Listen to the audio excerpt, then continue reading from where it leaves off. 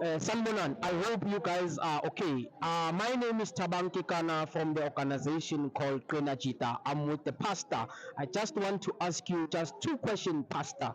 Based on what you are doing as a pastor, as a teacher, as a conductor, how are those things you can do to make a boy child or a man to be a man? How can you use them? Thank you. I would motivate a boy child Okay. to be committed in what they are doing, what he is doing in life.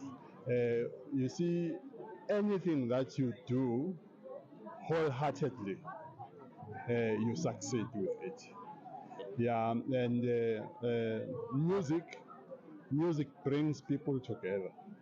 When they're in a choir, using that time to be in a choir, you are saving them for the time to do funny things out there. So they will focus here, be committed here, and learn to do things in a cooperative way.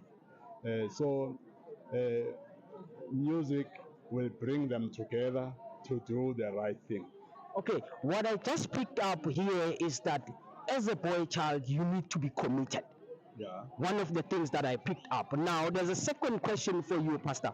Is that as you are a pastor, when you get home, officially you are becoming a father and a husband. How do you transit from that point of a pastor to being a husband to being a father? How do you do that? Or also, in maybe part of your friends, you are not a pastor there. How do you change to transit to that a pastor and to being a father and to being a friend and to being a husband? How do you do that?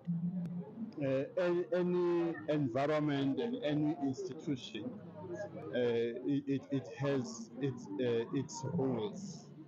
Yes. So when I'm at home, I become the father of the house and become the leader of the house. Then I do what the rules of the house are saying I must do.